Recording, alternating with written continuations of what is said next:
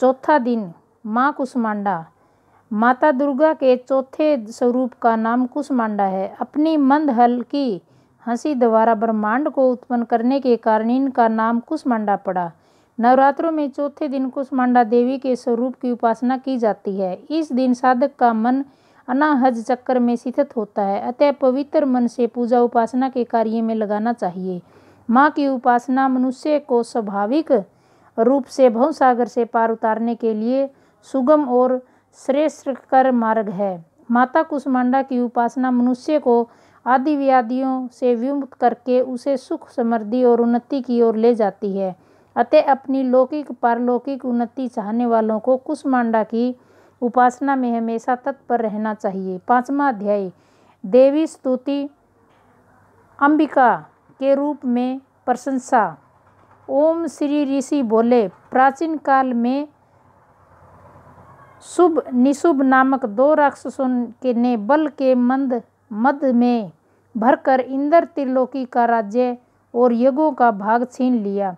तत्पश्चात इन दोनों असुरों ने सूर्य, चंद्रमा, कुबेर, यम और वरुण के अधिकार भी छीन लिए। वायु और अग्नि के अधिकार को छीनकर सब देवताओं को उनके राज्य से निकाल दिया।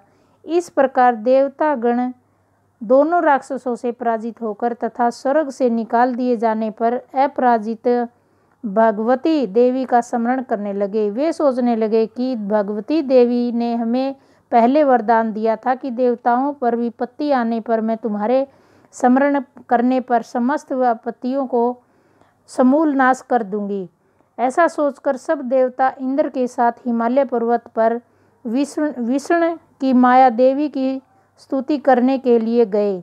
देवता बोले, हे देवी और महादेवी को हम नमस्कार करते हैं, शिव को नमस्कार करते हैं, प्रकृति एवं भद्रा को प्रणाम करते हैं। हम नियम पूर्वक जगदम्बा को नमस्कार करते हैं, रौद्रा को प्रणाम, नित्य गौरी एवं धात्री को बारंबार नमस्कार, ज्योत्स्यान्यामी चंद्र रूपिणी एवं सुख स्वरूपा देवी को सतत प्रणाम है। शरणागतों को कल्याण करने वाली एवं सिद्धि रूपा देवी को बारंबार नमस्कार करते हैं। राक्षसों की लक्ष्मी, राजाओं की लक्ष्मी तथा सर्वाणी शिव पत्नी को नमस्कार करते हैं। दुर्गा देवी को, दुर्गा सथलों को पार करने वाली दुर्गा पारा को, सारा सर्वकारिणी ख्याति कृष्णा और धूमर देवी को संदेव नमस्कार है। अत्यंत सौम्य तथा अत्यंत रौद्र रूपा को हम नमस्कार करते हैं, उन्हें हमारा बार बार प्रणाम है। जगत का आधारभूत कृति देवी को बारंबार प्रणाम है। जिस देवी को प्राणी मात्र विष्णु की माया कहते हैं उसको नमस्कार है। जो देवी समस्त प्राणियों में चेतना कहलाती है उसको नमस्कार है। जो देवी संपूर्ण प्राणियों में बुद्धि रूप से स्थित है उसको प्रणाम है। जो देवी सब प्राणियों में निंद्रा रूप से विराजमान है उनको नमस्कार है। जो देवी संपूर्ण प्राणियों में शूद्रा रूप से विराजमान है उनको नमस्कार है। जो देवी संपूर्ण प्राणियों में छाया रूप से स्थित है उनको नमस्कार है। जो देवी सब प्राणियों में जाति रूप से स्थित है उनको नमस्कार है। जो देवी सब प्राणियों में लज्जा रूप से स्थित है उसको नमस्कार है।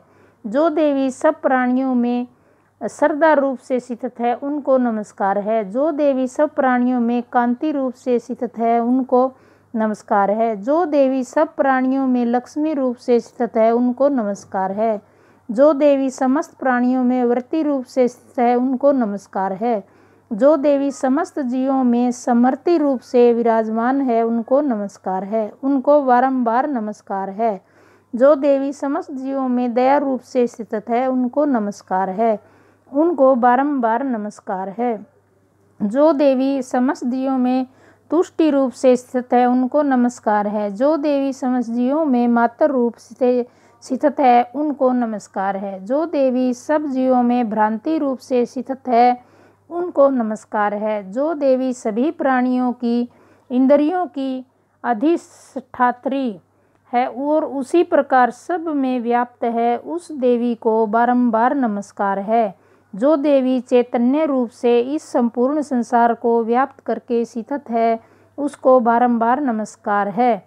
पूर्व काल में देवताओं ने अपना अभिशिष्ट फल पाने के लिए जिस भगवती की स्तुति की है और देवराज इंद्र ने बहुत दिनों तक जिसका सेवन किया है, वह कल्याण की साधना भुजा ईश्वर हमारा कल्याण करे और सारी विपत्तियों को नष्ट करें।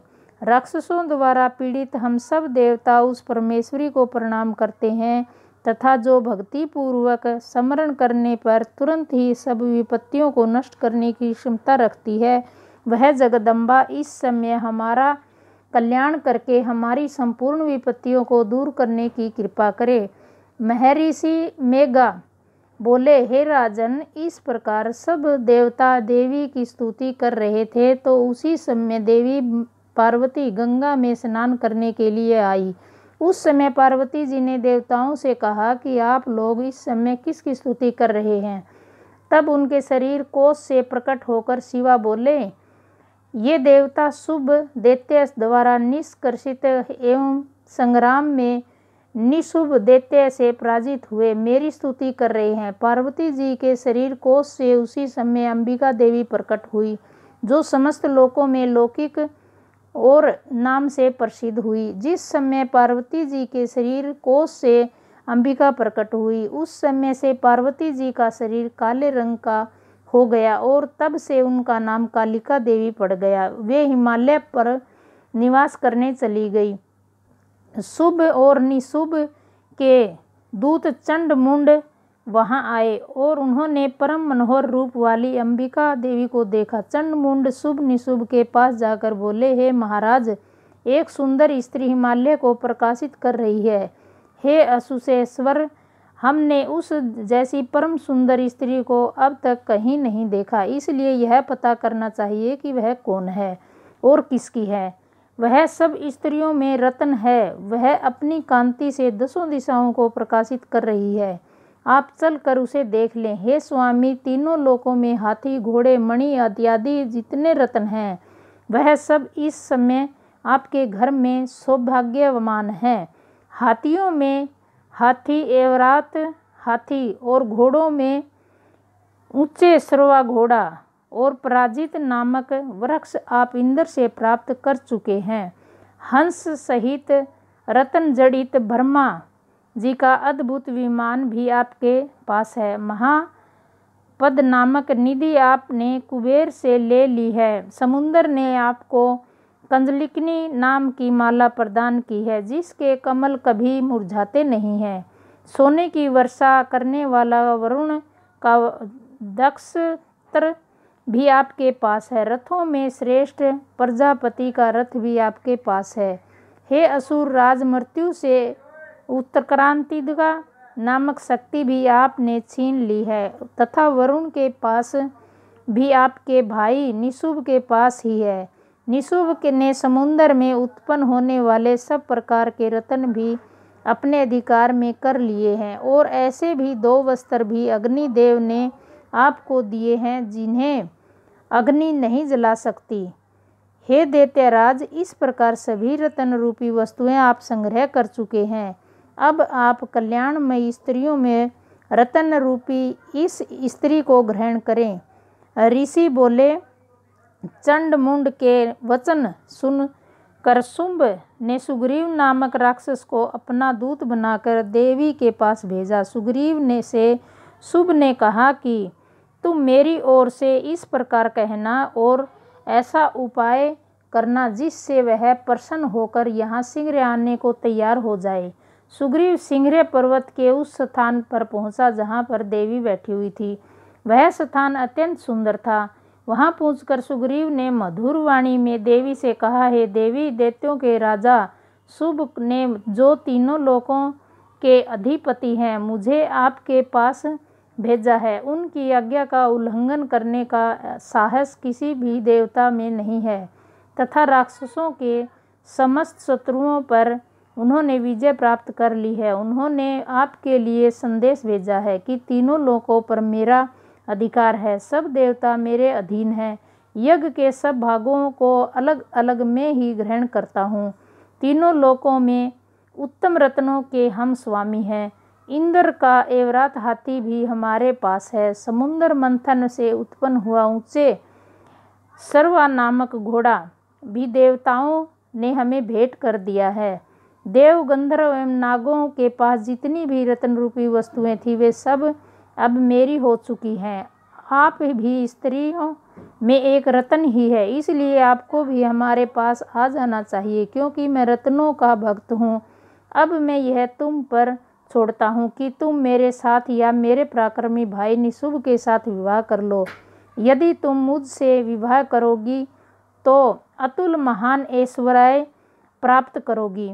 महर्षि मेघा ने कहा। दूत के ऐसा कहने पर भगवती दुर्गा मन ही मन मुस्कुराई और इस प्रकार बोली, हे दूत, तुमने जो कहा वह सब सत्य है, इसमें चिंकित मात्र भी झूठ नहीं है। शुभ इस समय तीनों लोकों का स्वामी है और निशुभ भी उसी की भांति पराक्रमी है। मैंने तो एक प्रतिज्ञा कर रखी है। वह प्रतिज्ञा यह है कि मुझे जो युद्ध में हरा देगा और मेरे इस अभिमान को खंडित कर देगा तथा बल में जो व्यक्ति मेरे समान होगा वही मेरा पति होगा। इसलिए शुभ निशुभ में से जो भी मुझे युद्ध में हरा देगा मैं उसी से विवाह कर लूँगी। मेरा यह संदेश उन तक पहुँचा दो। दूत सुग्रीव बोला, हे देवी, आप अभिमान से भरी हुई हैं, मेरे सम्मुख ऐसी बातें न करें। इस त्रिलोकी में तो मुझे कोई ऐसा दिखाई नहीं देता जो शुभ निशुभ को हरा सके। जब देवताओं ने में से कोई शुभ व निशुभ के सामने न ठहर सका तो तुम जैसी कामनीय स्त्री भला रणभूमि में उसका मुकाबला कैसे कर सकेगी। तुम मेरा कहना मानकर शुभ निशुभ के पास चली जाओ। ऐसा करने से तुम्हारे गौरव की रक्षा होगी, अन्यथा जब वे तुम्हारे केस पकड़कर तुम्हें घसीटते हुए ले जाएंगे तब तुम्हारा गौरव नष्ट हो जाएगा। हे देवी, देवी बोली, शुभ निशुभ बड़े बलवान हैं, यह ठीक है, परंतु मैं अपनी प्रतिज्ञा से बंधी हुई हूँ, इसलिए तुम जाओ और मैंने जो कुछ कहा है वह आदरपूर्वक असुर राज से कह दो। इसके पश्चात वे उचित समझे वो करें। छठा अध्याय धूम्र लोचन वध। ओम ऋषि बोले, हे देवी, देवी की बात सुनकर दूत सुग्रीव क्रोध में भरकर असुर सम्राट शुभ के पास पहुंचा और देवी के साथ हुई सारी बातचीत विस्तार पूर्वक बता दी। दूत की बात सुनकर शुभ और वह क्रोध का अवतार पारावार न रहा और दैत्य सेनापति धूम्रलोचन से बोला, तुम शीघ्र अपनी सेना को लेकर वहां जाओ और उस दुष्ट के केसों को पकड़कर घसीटते हुए यहाँ ले आओ। यदि उसकी रक्षा करने के लिए कोई देवता, यक्ष या गंधर्व आए तो उसे भी मार डालना। महर्षि मेघा बोले। आज्ञा पाते ही धूम्रलोचन 60,000 असुरों की सेना लेकर चल दिया। वहां पहुंचकर उसने हिमालय पर्वत पर विराजमान देवी को देखा और ऊंची आवाज में बोला, अरे तू अभी शुभ निशुभ के पास चल। यदि प्रसन्नतापूर्वक मेरे स्वामी के पास नहीं चलोगी तो स्मरण रख कि मैं तुम्हें बालों से पकड़कर घसीटता हुआ बलपूर्वक ले जाऊंगा। देवी बोली, दैत्यराज, शुभ ने तुम्हें सेना लेकर मुझे बलपूर्वक लाने के लिए भेजा है। यदि तुम मुझे बलपूर्वक ले जाएगा तो मैं मेरा तेरा क्या कर सकती हूँ। ऐसा कहने पर धूम्रलोचन देवी जगदम्बा को पकड़ने के लिए झपटा तो देवी ने अपनी हुंकार से ही धूम्रलोचन को भस्म कर डाला। यह देखकर असुर सेना क्रोध में भरकर अंबिका देवी की तरफ और लपकी, परंतु देवी ने उन पर तीखे बाणों, शक्तियों तथा फरसों की वर्षा आरंभ कर दी। इधर देवी दुर्गा का वाहन शेर भी कुपित होकर भयंकर आवाज करता हुआ असुरों की सेना पर उछल पड़ा। शेर ने कई असुरों को पंजों से, कई को जबड़ों से, कई को धरती पर पटक कर अपनी दाढ़ों से घायल करके मार डाला। उसने देखा नखों से कितने ही असुरों के पेट फाड़ डाले और कितने ही असुरों के सिर धड़ से अलग कर दिए। दैत्यों के पेट फाड़कर उनका रस चूसने लगा। क्षण भर में ही देवी के वाहन शेर ने राक्षसों की सारी सेना का संहार कर डाला। शुभ को यह समाचार मिला कि देवी ने धूम्रलोचन को मार डाला और उसके वाहन शेर से सारी सेना को मौत के घाट पहुंचा दिया, तो उसे बड़ा क्रोध आया। उसने चंडमुंड को आज्ञा दी कि तुम बहुत बड़ी सेना लेकर वहां जाओ और उस स्त्री को पकड़ कर ले आओ। यदि उसे युद्ध करना पड़े तो सारी असुर सेना मिलाकर उसे मार डालो। उस दुष्टा की हत्या होने पर तथा सिंह के मारे जाने पर वह स्त्री जिस दशा में भी पड़ी हो उसे बांधकर सिंगरेल लेकर लौटो। अगर वीडियो अच्छी लगी तो लाइक करें, शेयर करें, सब्सक्राइब करें ताकि वीडियो की नोटिफिकेशन सबसे पहले आप तक पहुंचे। दुर्गे माता तेरी सदा ही जय हो।